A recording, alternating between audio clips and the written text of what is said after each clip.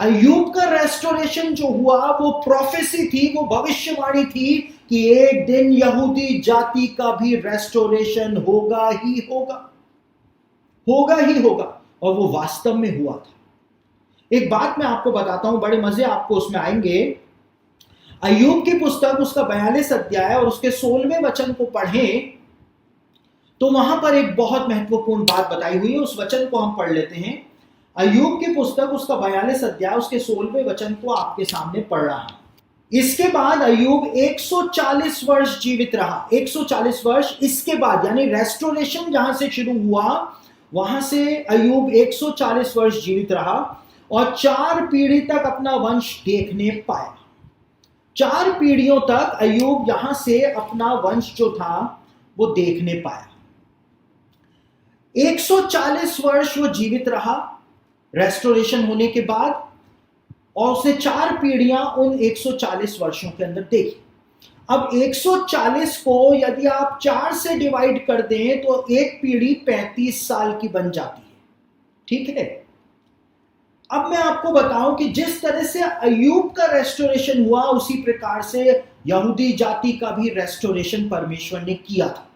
और कब किया था? यहूदी जाति के रेस्टोरेशन की शुरुआत कब हुई थी? 1878 से यहूदी जाति के रेस्टोरेशन की शुरुआत हुई थी, जब पहला यहूदी दल जो था वो 1900 सालों के लंबे इंतजार के बाद वापस इजराइल देश की जमीन पर पहुंचा था। और इसीलिए जब इजराइल के पहले प्रधानमंत्री जो थे डेविड बेन गुरियन, उन्होंने जब 14 मई 1948 को जब इजराइल की स्वतंत्रता का ऐलान किया था तो उन्होंने इस अपने भाषण के अंदर कहा था कि 1878 से जो शुरुआत हुई 1948 में वो शुरुआत पूरी हुई। उन्होंने इस बात को कहा था। तो 1878 से इजराइल का रेस्टोरेशन जो है वो प्रारंभ हो गया था। और जिस प्रकार से 140 सालों को हमने 4 से डिवाइड करा तो 4 पीढ़ियों में 35-35 साल की 4 पीढ़ियां होती हैं। तो 1878 के अंदर अगर आप 35 सालों को जोड़ें तो आप आ जाते हैं 1913 में।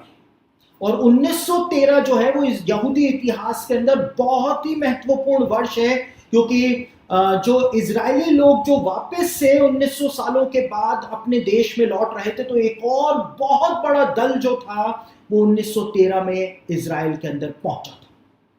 अब 1913 से आप 35 साल और जोड़ेंगे तो आप आ जाते हैं 1948 में, यानी कि वो साल जिसने इतिहास रच दिया था बाइबल के भविष्यवाणियों का। 1948 में इजराइल की 1900 सालों के बाद वापस से स्थापना हुई थी, वापस से स्थापना हुई थी। और उसके बाद 1948 से 35 साल को आप जोड़ेंगे तो आप आ जाते हैं 1983 में, जो इजरायली इतिहास के अंदर एक और बहुत महत्वपूर्ण वर्ष माना जाता है यदि आप इजरायली इतिहास को पढ़ें। और 1983 से आप एक और 35 साल को जोड़ेंगे तो आप आ जाते हैं 2018 में। और 2018 वो वर्ष था जिसका इंतजार यहूदी लोग कर रहे थे, क्योंकि 2018 के अंदर इजराइल को वापस से बने हुए 70 सालों का समय जो था वो पूरा हो गया था।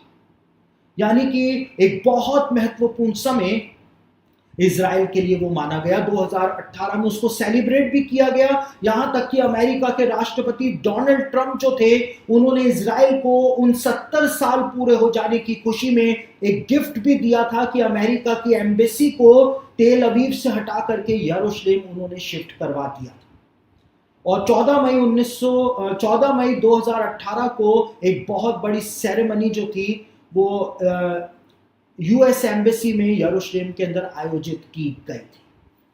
तो जैसा अय्यूब के साथ हुआ, हमको इजराइल के साथ होता हुआ दिखाई देता है। उसके रेस्टोरेशन के शुरू होने से 140 सालों तक का जो बताया हुआ है, 4 पीढ़ी जो बताई हुई हैं, हम देखते हैं वैसा का वैसा यहूदी जाति के साथ भी हुआ।